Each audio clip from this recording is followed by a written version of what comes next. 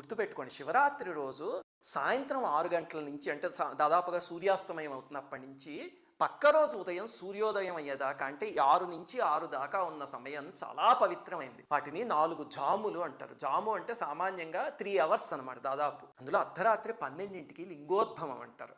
ఆ సమయం పరమ పవిత్రమైనది. అందుకని మీకు కుదిరితే లింగోద్భవం దాకా లేచుండి ఆ సమయానికి అభిషేకం చేయడానికి ప్రయత్నించండి. కొంచెం అభిషేకం చేసిన 5 నిమిషాలు చేసినా సరే అపారమైన ఫలితం. అలాగే ఎన్నిసార్లు చేయాలండి అభిషేకము అంటే, సామాన్యంగా ఏకాదశ రుద్రులు అంటారు పరమేశ్వరుడు యొక్క 11 స్వరూపాలు. అందుకని 11 సార్లు అభిషేకం చేస్తారు. ప్రతి జాము మొదలయ్యేటప్పుడు చేయడం మొదలు పెడితే అంటే 6 గంటలకు కొన్నిసార్లు, 9ంటికి కొన్నిసార్లు, 12 గంటలకు కొన్నిసార్లు అలాగా మీకు ఒక 11 సార్లు చేసేయడం పెద్ద కష్టమేం కాదు. 11 సార్లు చేయడం కుదరలేదు అనుకోండి, 5 సార్లు చేయండి. పరమేశ్వరుడు పంచముఖుడు కదా. అది కుదరకపోతే 3 సార్లు లేకపోతే భక్తితో ఒక్కసారి చేసినా చాలు. ఇక్కడి నుంచి చేయగలిగితే తప్పకుండా పలుకుతాయి.